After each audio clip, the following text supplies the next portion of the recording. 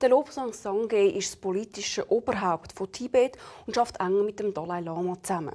Sein Besuch in der Schweiz soll über die Situation im Tibet aufklären und Lösungen im Dialog finden. Der Silvan Aeschlimann hat ihn zum exklusiven Interview getroffen. Seit mehr als einem halben Jahrhundert ist das Tibet von China besetzt. Während dieser Zeit haben sich mehr als 150 Tibeter aus Protest selber angezündet.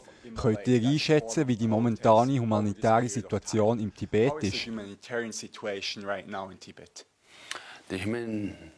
Die humanitäre Situation im Tibet hat sich nochmal verschlechtert. Im neuesten Bericht von der Organisation Freedom House ist herausgekommen, dass es abgesehen von Syrien keine Region gibt, die weniger frei ist als Tibet. Nur von Syrien wissen es alle, aber beim Tibet weiss kaum jemand, wie schlimm es wirklich um die Freiheit steht. Das Problem an die Öffentlichkeit zu bringen, ist nicht so einfach, weil es für Journalisten sogar schwieriger ist, ins Tibet zu kommen, als auf Nordkorea. Das zeigt eine Untersuchung von der Organisation Reporter ohne Grenzen.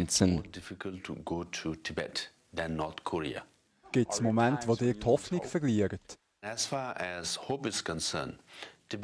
Tibeter verlieren nie die Hoffnung. Das kommt vom Glauben. Bei der Reinkarnation geht man ja davon aus, dass man nach dem Tod wiedergeboren wird. Das heisst, sogar wenn man stirbt, behaltet man die Hoffnung, dass man im nächsten Leben wieder als Tibeter für die Freiheit kämpfen kann. Hoffnung ist also das, was uns Tibeter antreibt. Und genau das ist unsere Stärke. Sie basiert auf dem buddhistischen Gedanken von der Vergänglichkeit. Ich nehme den Alltag gelassen. Wenn etwas Gutes passiert, dann werde ich nicht allzu euphorisch. Und wenn etwas Schlechtes passiert, dann bin ich aber auch nicht niedergeschlagen. So schont man seine Gesundheit und kann besser mit Problemen umgehen. Reden wir über euren Aufenthalt hier in der Schweiz. Ihr seid für 3 Tage hier. Was ist euer Ziel? Was ist eure Mission? Mein primäres Ziel ist es, bei den Leuten ein Bewusstsein zu schaffen für die Situation im Tibet und Unterstützung überzukommen.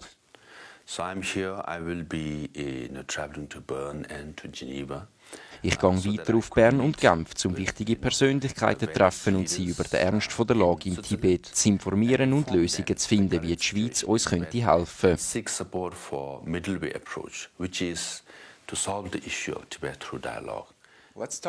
Kommen wir zur Schweizer Politik. Denkt ihr, den Politikern ist das Freihandelsabkommen mit China wichtiger als Menschenrechtsverletzungen im Tibet?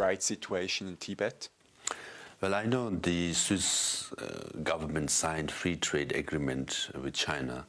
Mir ist bewusst, dass die Schweiz die Handelsverträge hat mit China. Leider gibt es Länder, die mit dem Abschluss von einem Freihandelsvertrag auch einen Freipass für Menschenrechtsverletzungen geben. And I hope the government of Switzerland won't do it. Ich hoffe sehr, dass die Schweiz das nicht macht.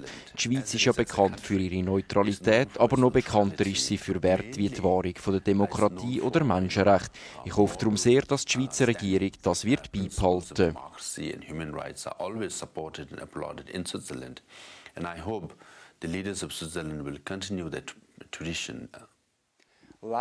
Zu guter Letzt, was ist eure Kernbotschaft, die ihr allen Schweizern weitergeben möchtet?